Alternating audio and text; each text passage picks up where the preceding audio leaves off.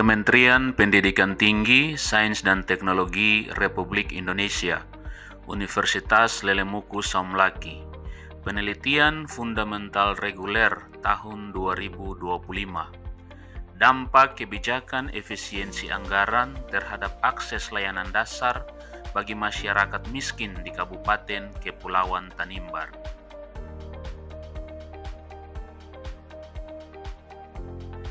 Tim peneliti, Ketua Monica Veronica Bormasa, Esos MSI, NIDN 1213119001. Anggota Randy Oratmangun, SPD MM, NIDN 1225028901.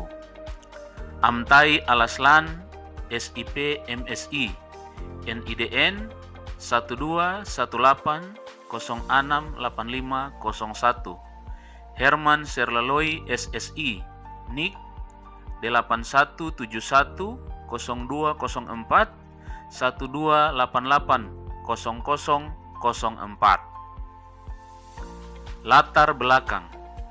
Efisiensi anggaran merupakan kebijakan fiskal strategis yang bertujuan meningkatkan efektivitas dan akuntabilitas pengelolaan keuangan negara. Dalam konteks daerah kepulauan dan tertinggal, kebijakan ini berpotensi mempengaruhi akses masyarakat miskin terhadap layanan dasar, khususnya pendidikan, kesehatan, dan pelayanan sosial.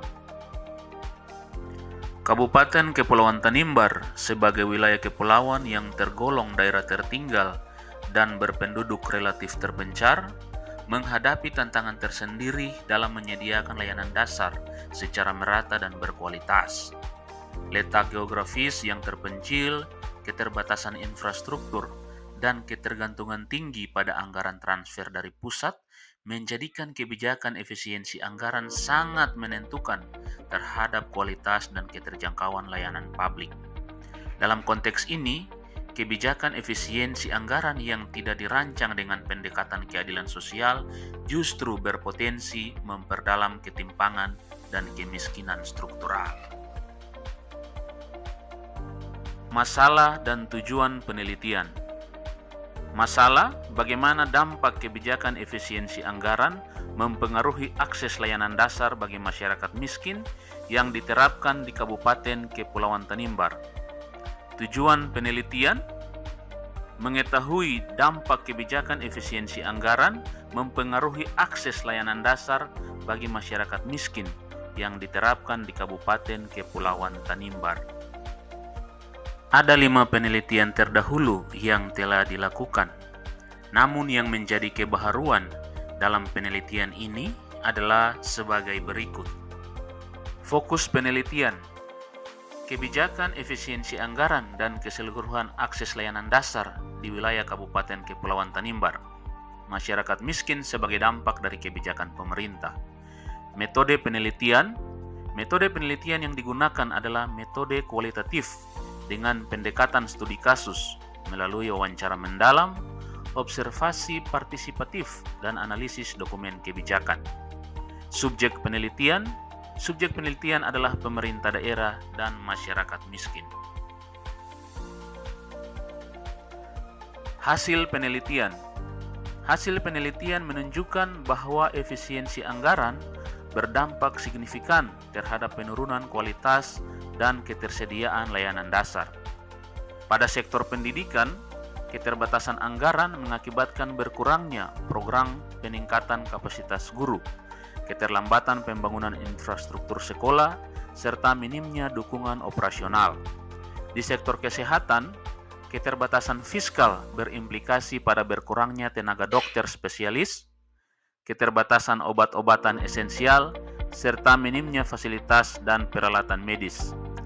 Pada akses layanan sosial, pengurangan anggaran menyebabkan berkurangnya jangkauan bantuan sosial dan program pemberdayaan masyarakat miskin sehingga memperlemah perlindungan sosial. Sementara itu, di sektor infrastruktur, keterbatasan fiskal mengakibatkan lambannya pembangunan sarana transportasi dan infrastruktur dasar yang berdampak pada terbatasnya konektivitas antar wilayah dan aksesibilitas layanan publik.